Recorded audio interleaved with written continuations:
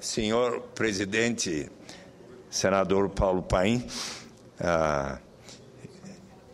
hoje o tema que me traz à tribuna do Senado é a articulação exitosa de vários órgãos do governo federal, estadual e municipal, que culminou com a retirada pacífica dos poceiros que ocupavam a terra indígena Chavante, Maraiavatsedé. O texto que aqui leio foi apresentado pelo secretário nacional de Articulação Social da Secretaria-Geral da Presidência da República, Paulo Roberto Martins Maldos, na Câmara Municipal de São Paulo, em 7 de fevereiro de 2013, num ato muito bonito de homenagem a Dom Pedro Casaldáliga e aos índios chavantes. Eis o testemunho de Paulo Maldos. A comunidade indígena Chavante foi retirada de sua terra tradicional, Maraiavatsedé, em 1966, em aviões da Força Aérea Brasileira e colocada numa região distante com a finalidade de se formar ali o maior latifúndio do Brasil à época, a Fazenda Suiá-Missu, com os conhecidos incentivos por parte do então governo militar. A ideia era ocupar a região amazônica por intermédio de grandes projetos com apoio governamental. Este ano de 1966 coincide com a chegada do então padre Pedro Casaldáliga, missionário católico vindo da Espanha, que, por testemunhar os inúmeros crimes cometidos pelos gerentes da Suiá-Missu contra poceiros, contra indígenas e contra o meio ambiente, encaminhou denúncias à imprensa da época e, desde então, é ameaçado de morte pelos criminosos. Durante a ECO 92, o latifúndio estava em mãos da Agip Brasil, empresa italiana que, pressionada pelas inúmeras denúncias de ambientalistas, entidades de direitos humanos, estudiosos e movimentos sociais, resolveu publicamente devolver aquele território ao Estado brasileiro e à comunidade chavante. A demarcação da terra indígena, Maraiavatsedé, teve início em 92 e o governo Fernando Henrique Cardoso a levou até o final com sua respectiva homologação e finalmente registro como terra da União em 1999. Ocorreu que, inconformados com a devolução da terra aos indígenas, políticos e fazendeiros do Mato Grosso, já em 92, resolveram planejar uma invasão organizada da terra, levando para lá grandes, médios e pequenos poceiros, sem nenhuma titulação e com titulação falsa. Ao mesmo tempo que invadiram, os políticos e poceiros judicializaram a questão na busca de impedir o retorno da comunidade indígena, levando a disputa a todas as instâncias do Poder Judiciário. Ocorreu que, depois de sucessivas decisões favoráveis aos indígenas nos tribunais, o presidente do Supremo Tribunal Federal, ministro Carlos Aires Brito, em 17 de outubro de 2013, decidiu pela retirada imediata dos invasores, todos reconhecidos como de má-fé, e pela devolução do território à comunidade chavante. Foram designados oficiais de justiça para fazerem as notificações aos poceiros e a sua imediata desintrusão do território, e o governo federal foi convocado pelo Poder Judiciário a colaborar com estes, garantindo-lhes apoio logístico à infraestrutura. O governo federal, atendendo à ordem judicial, montou uma base de apoio no município de Alta Boa Vista, no Mato Grosso, com um trabalho específico para esta finalidade logística, realizado pelo Exército, e criou uma coordenação de apoio aos oficiais de justiça, com representantes de diversos ministérios e órgãos públicos, como FUNAI, CESAI, IBAMA, INCRA, SENSIPAM, Polícia Federal, Polícia Rodoviária Federal e Força Nacional.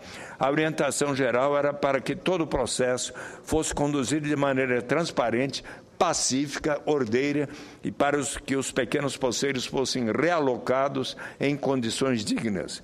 A fase de notificação dos poceiros foi realizada sem conflitos, sendo que apenas no final, em Posto da Mata, um grupo de políticos tentou colocar a população contra os oficiais de justiça e as forças de segurança, chegando a virar um carro da Força Nacional.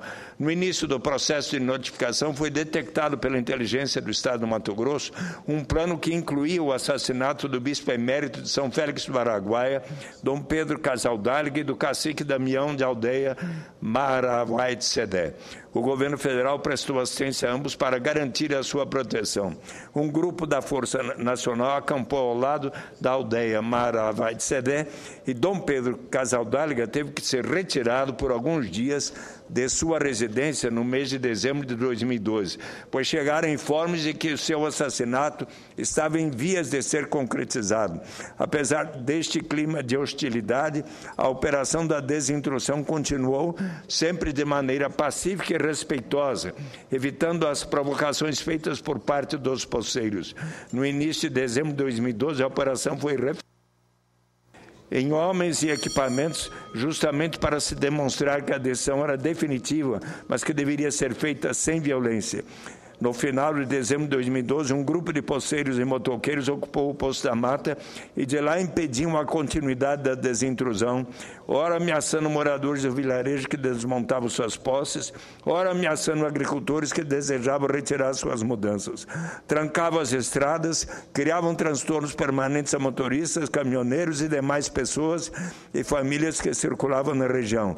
Em 28 de dezembro, este grupo atacou um caminhão da CESAI que transportava cestas de alimentos para uma comunidade indígena do Mato Grosso, levou o motorista e acompanhante a um local onde foram ameaçados e torturados. Roubou as 7 toneladas de alimentos e ateou fogo ao caminhão.